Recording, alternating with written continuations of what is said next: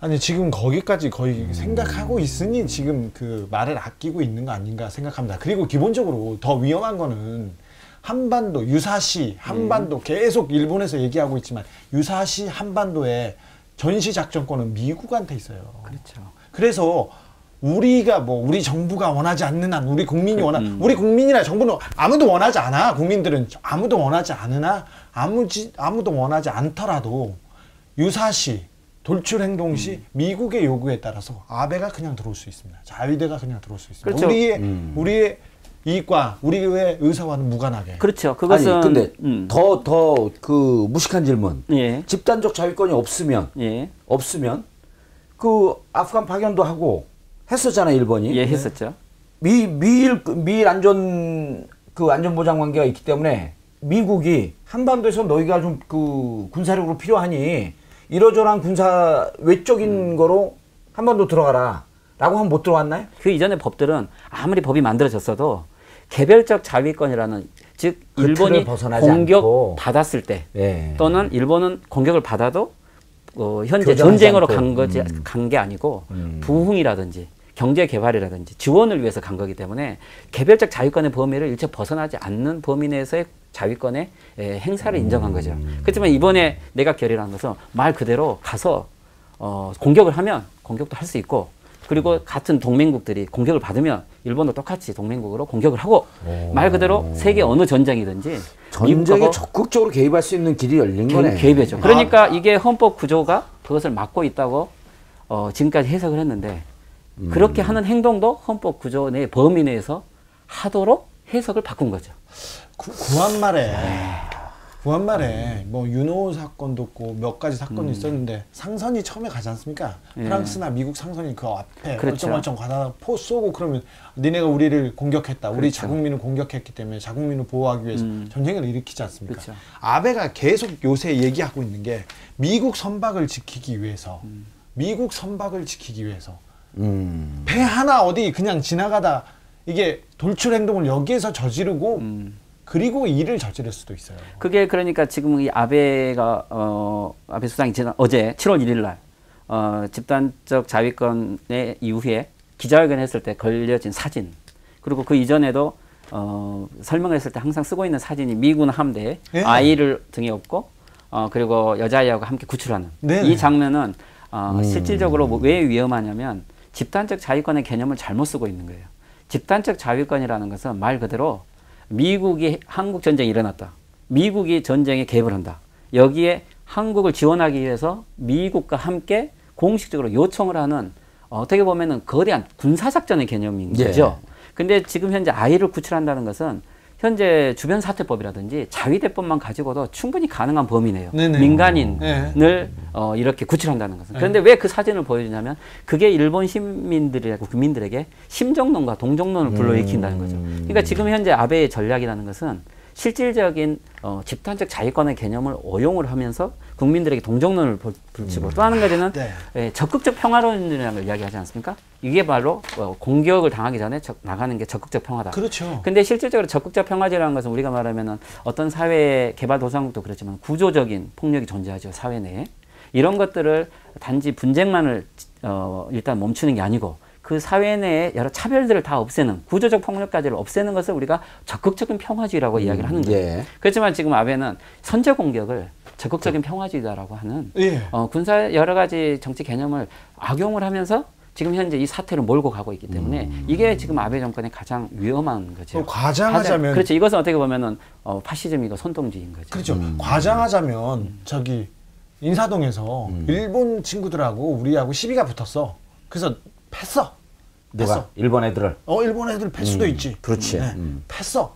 자위권 발동하면 이렇게 들었어. 이건 과장이고 말도 안 되는 일이지만. 지금 사진이 보여주는 의미가 그런 의미지. 딱 그런 거예요. 그렇죠. 우리 아이가 잡혀있다. 우리 누군가가 아녀자가 애가 잡혀있다면 우리가 가서 구해야 하지 않겠냐. 위험에 노출된다면 우리가 먼저 선제 공격을 해서라도 데려와야 되지 않느냐. 이거를 선동하고 있는 거 아닙니까? 그렇죠. 그런 논리로 지금 집단적 자위권에 공식적으로 논쟁을 하게 되면 지금 헌법상에서 금지가 되어 있고 또 공식적으로 국제학자들 국제법으로 논쟁을 해도 집단적 자유권을 현재 일본이 인정한다는 것은 불가능하기 때문에 예. 국민적 여론을 만들기 위해서 그런 지금 정정론을 국민들 한 분위기는 거죠. 어때요? 그래서 국민들 분위기는 그래도 아베 지금 정권은 51%를 가고 있죠. 예. 아마 박근혜 정권은 너무 오바마보다도 너무 오히려 인기가 높을 거예요. 그러니까 지금 이 시기에 왜 이걸 추진하느냐.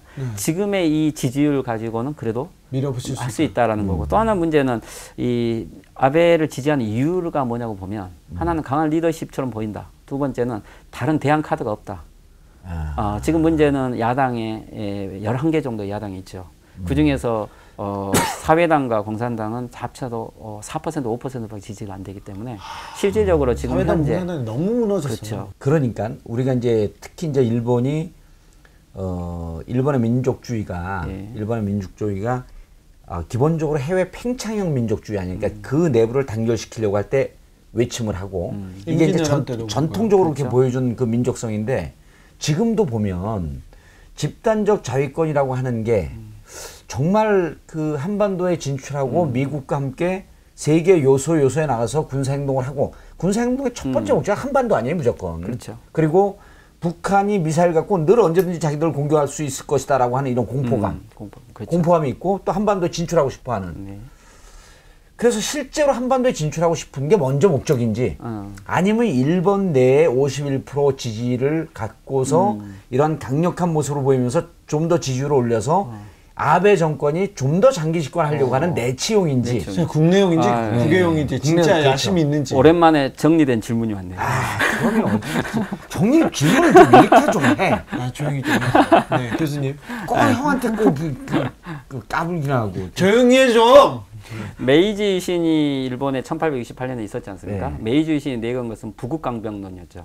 이제 일본 스스로도 자유의 필요성을 느끼고 또 국제사회에 많이 진출을 요구를 받고 있죠. 미국이 약해지면서. 예. 거기에서 일본 사회 내에서도 강병론이라는 것을 주장하는 사람들이 고개를 들기 시작한 거죠. 근데 지금 그렇다면 어떻게 집단적 자유권은 부국이 약해지는 틈을 타서 이제는 강병론이 성장하고 있다고 이해를 하면 조금 쉬울 것 같아요. 하지만 이 강병론이 말씀하신 것처럼 한반도를 목표로 하느냐. 당장 아마 그렇게 되기는 어려울 거예요. 아까 말한 것처럼 한국이 감정상 예. 요구하기가 쉽지 않고 또 물론 미국이 전시 작전권을 가지고 있지만 한반도에서 전쟁을 하기는 어렵죠. 자, 그럼 어떤 방법이 있느냐. 일본 경제를 살리기 위해서는 말 그대로 지금까지 금지해왔던 무기 수출을 지금부터는 하겠다는 거죠. 지금 무기 군수 산업의 군수산업의 요구 사항들이 아주 강한 거죠. 그래서 집단적 자유권은 왜 지금 현재 이것이 추진되는 가장 큰 이유는 어떻게 되면은 미쓰비시 중공업이라든지 예. 또는 일본 히타치 같은 경우는 전자산업이지만은 일본의 기술은 어떻게 보면 전자 군수 기술로 가기 쉽죠. 그래서 대기업이라든가 일본의 여러 지금 불황인 기업들이 무기 수출을 요구를 했고 그래서 올해 2014년 4월 1일자로 일본은 지금까지 금지했던 무기 수출 3원씩을 폐기하고 그것을 무기를 전용할 수 있는 새로운 상원칙을 발표를 했죠. 그래서 어떻게 보면 집단적 자유권의 이번 7월 1일자 결정은 1년의 과정에서 온 거기 때문에 전혀 이상하지가 않고 어떻게 보면 놀라지도 않는 게 일본의 아베는 아주 치밀한 전략으로 이런 것들을 해왔던 거죠. 계속 준비된 내용은 맞는 것 같아요. 자, 그런데 근데 이렇게 군비 증강 그리고 그렇죠. 군수 산업 증가 이게 크게 동북아 경제에 크게 영향을 좋은 영향을 미치지는 않을 거예요. 일본의 집단적 자유권은 중국의 군사력 대두에 대한 하나의 필연성으로 일본 사람들은 인식하고 있고 대신 중국은 그렇다면 이것을 완전 중국에 대한 대립으로 그렇죠. 보고로 있는 거죠. 경쟁에 불을 당겼다고 볼 그렇죠. 수밖에 이 어떻게 없죠. 보면 이것은 지금 생카토라는 어떤 섬, 네. 예. 이것은 하나의 계기에 불과하고 미국과 일본의 일본과 중국의 이 대결을 일본의 힘으로는 안 되니까 미국이 복귀를 해서 대결을 하고 이 구조 속에 자 우리 한반도의 선택은 한국의 선택은 과연 무엇이어야 되는가? 그때 우리는 그렇다면 중국과 우선 정책을 써야 되는지 안 그러면 미일 동맹으로 다시 돌아가야 되는지 그렇지 않은 새로운 안전보장 전략을 내놔야 되는지 가장 복잡한 상황이 있는 거 아니에요. 그래서 어떤 사람은 지금 19세기 말에 예, 주변국들이 강대국이 다시 도래한 시대에 한반도의 이 정책이 어떻게 보면 국내적이고 어떻게 보면은 좀 더 보수 원리적으로 가버리는 이러한 시대와 비교를 하는 사람들도 있죠. 가장 원하지 않는 그런 방향으로 가고 있네요. 그렇죠. 그래서 근데, 네. 아니 다른 거좀 오히려 네. 그런데 이제 중국과 일본의 군비 경쟁이 예. 군비 경쟁이 불가피해지고 그 미국이 지금 원하고 있는 거 아니에요. 그럴 수 있죠. 근데 지금 우리 대한민국의 경제 상황이나 이런 게 그 군비 경쟁 우리가 쫓아갈 수도 없고. 그렇죠. 그리고 그 일본이 이렇게 군사적으로 부응하는 거에 대해서 아무런 입장을 취하지도 못하고. 그래서 근데 어떻게 지금 그러니까 그렇죠. 국민들은 분노하고 있는데 정권은 분노하지 않고 있는 상황 아니에요. 그래서 저는 한일 관계에 특히 한국에 유일하게 지금 이 어떻게 보면 위기를 그래도 정지시키고 위기에 지금 막고 있는 것은 한국의 시민사회의 힘이라고 봐요. 예를 들면 한일 관계가 보수 대연합으로 예. 군사동맹으로 가게 되면 어떻게 보면 한미일 군사동맹이 완성이 되는 거죠. 그렇지만 지금 한일 관계를 그래도 박근혜 정권이 일본에 대해서 친일 정책을 쓰지 못한 것은 나름대로 한국의 국민의 시민사회가 도덕성과 민주성과 그리고 제대로 된 외교를 원하고 있는 거죠.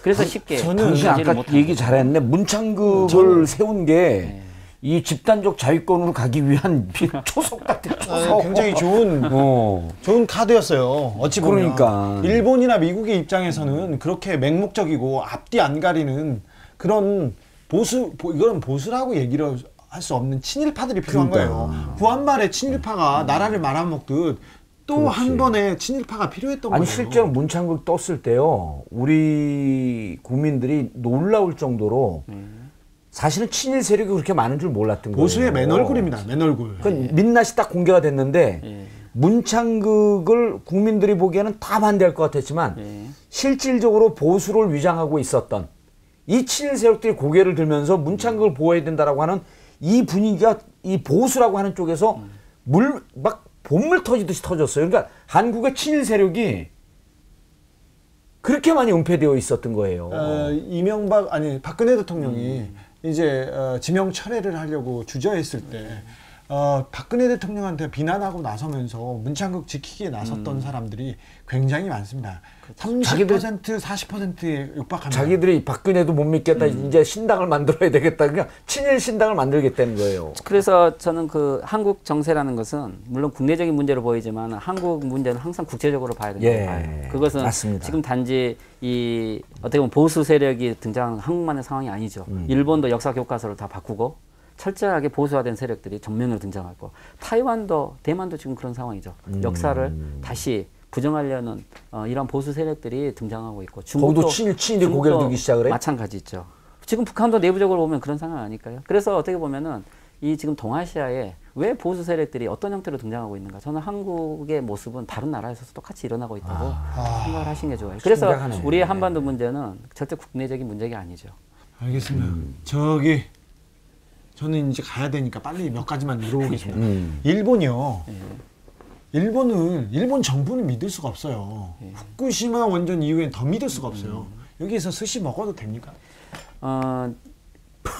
그렇죠. 예를 들면 나는 좀 점심 먹고 가려고. 우리 먹었어. 스시 먹었잖아. 난 안 먹었어. 일본에서 지금 정보가 가장 문제가 있는 것은 미디어라고 생각을 해요.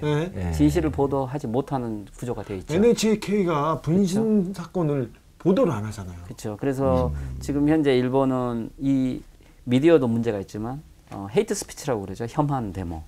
혐한 데모는 90년도 초부터 계속 발전해 왔고 그리고 나서 그게 이제 지금까지는 얼굴을 가리고 이 차별을 썼던 사람들이 그런 사람들 어떻게 보면 이 네트 우익이라고 하죠. 네트 우익. 네트 우익은 그래도 인터넷상에서 하는데 지금의 일본의 제트큐라든지 혐한 데모는 이제 글거리에 나와 있다는 거죠. 얼굴을 내면서 데모를 하고 있기 때문에 근데 처음에 이것이 300명 정도밖에 안 됐다고 지금 현재 올해 8월 현재는 6월 지금 현재는 1만 5천 명까지 전국에 넓어졌어요. 그리고 매주 주말에는 코리안타운은 거의 다 혐한 데모가 있는 거죠. 그때 이명박 대통령이 지금 일왕에 대한 표현을 좀 거칠게 하면서 그때부터 그렇죠. 이제 일본의 이런 상황, 3.11 대지진 방사능 이후에 일본 사람들 억눌렸던 이런 감정들이 뭔가를 하나를 계기를 바랬던 건데 마녀 사냥을 근데 생각토로 중국과 대립하고 있을 때는 중국은 워낙 무서우니까 거기에 대해서는 감정 폭발을 못했죠. 근데 2012년 8월에 이명박 대통령이 독도를 방문해 주니까 방문하고 또 일왕에 대해서 그렇죠. 얘기하면서 이것을 계기로 폭발을 했던 건 사실이니까 어떻게 보면은 물론 이명박 대통령이 독도를 방문 안 했더라도 일본 집단적 자유권에 이 길은 갔을 거죠. 그렇지만 하나의 계기를 주었던 것은 사실이죠. 그럼 그 MB가 사실 일본이 이렇게 집단적 자유권을 가는데 자기가 민족주의자인 척하면서 사실은 일본은 가는 길을 도와준 거네. 어떻게 보면은 일본 지금 현재 일본에서 이 헤이트 스피치, 예. 이 혐한 그렇다면 집단적 자위권을 인정하기 위해서 해왔던 일련의 이데올로기 작업이라고 볼 수도 있는 그리고 거예요. MB가 거기서 도움을 주고. 그런 것은 그러니까 우리가 어떤 개인적인 지도자의 감정으로 절대적인 정책을 결정해서는 안 되는 것은 아니 그때 감정으로 막 자기가 민족주의적 이런 감정으로 간 게 아니고 그때 당시에도 굉장히 코너에 몰려 있었어요. 코너에 몰려 있었을 뿐만 아니라 그때 당시에서도 일반 그 조중동 이런 보수 언론 말고 이른바 사회관계망 서비스 이런 데서는 저거 고의로 일본 방문한 거 아니냐, 일본 도와주려고. 그렇죠. 그날은 일본에서 중요한 회의에서 일본이 소비세 인상안을 발표한 날이었죠. 일본이 지금 소비세가 지금 5%가 올랐지 않습니까? 예. 이 소비세 인상안은 어떻게 보면 일본 사람들이 가장 분노가 폭발한 3.1 이후에 대책도 없고 세금 소비세 문제잖아요. 인상이 올라가는 그 날이 결정된 날이었어요. 날에 독도를 방문해서 일본의 석간 신문들이 다 독도로 바뀌었죠.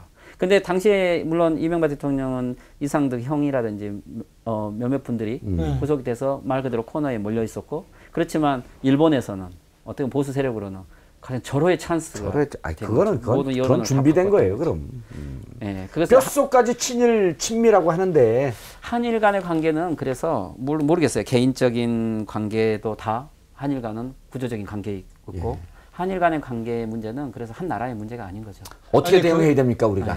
어떻게 대응해야 돼요? 뭘 어떻게 대응해? 일단은 아니 뭔가 해야 될 거 아니야, 그렇죠. 이 사람아. 뭔가를 해야 되는 건 사실인데 저는 그냥 뭐 인터뷰하고 끝낼 거야? 그러려고 여기까지 왔어?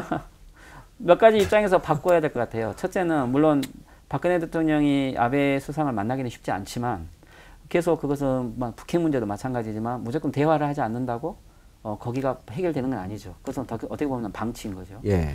그리고 또한 한국의 시민사회도 또는 미디어의 역할도 있지만 미디어가 일본을 이렇게 집단적 자유권을 선정했다. 이제 일본은 전쟁으로 간다라는 이런 감정 보도라기보다는 아직도 일본은 몇 가지 희망이 있죠. 어떻게 보면 일본 시민사회는 이제부터 싸워야 될지도 몰라요. 일본 시민들은 10,000명의 데모를 보셨지만 그 10,000명의 데모는 전국적으로 보면은 10만 명 이상의 데모가 있었다고 생각하면 되죠. 미디어에서 보도를 안 했지만 일본 시민사회는 이제 드디어 자기들이 마지막으로 지키는 헌법을 지키기 위해서 싸우고 있어요. 이런 일본 사람들의 움직임을 한국은 냉철하게 보고 누구하고 연대를 하고 누구를 견제할 것을 한국 사회가 이해를 해야 되죠. 그렇지만 이제 한국은 말 그대로 태풍이 오면 무너질 거라든지 방사능으로 이제 다 오염된 나라든지 이런 민족 감정만 가지고서는 일본을 이해하지 못하죠. 왜 그러냐면 일본은 1854년에 페리에 함대가 처음 왔던 것은 요코하마였던 거죠. 한국의 인천 앞바다가 아니었던 거예요. 미국에 있어서 동아시아의 최대 이익은 아직도 일본을 지키는 거죠. 그렇다면 일본을 미국은 버릴 것인가? 저는 버릴 거라고 보지 않아요. 왜 한국전쟁이 일어나는가? 일본이 한국전쟁을 통해서 살아났죠. 자, 그렇다면 일본은 지금 현재 잃어버린 거의 30년, 3.1 이후에 이 속에서 다시 일본이 새로운 방식은 집단적 자유권으로 무기 수출도 해보겠지만 안 됐을 때 미국이 일본을 버릴 것인가? 저는 버릴 거라고 보지 않고, 자, 그렇다면 북핵 문제를 통해서 우리가 해결을 못했을 때, 자, 제2의 한국전쟁이 일어났을 때 과연 일본 사람들이 여기에 반대를 할 것인가?